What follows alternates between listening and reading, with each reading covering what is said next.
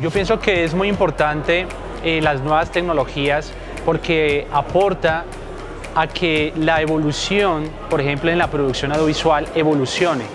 Las artes digitales necesitan crecer y dar un salto cuántico para que la evolución en Colombia crezca en general, dependiendo de la disciplina en la que uno se tiene que enfocar. Por ejemplo, diseño, fotografía, producción audiovisual, toda la parte de video, por ejemplo, la animación, por ejemplo, el cine.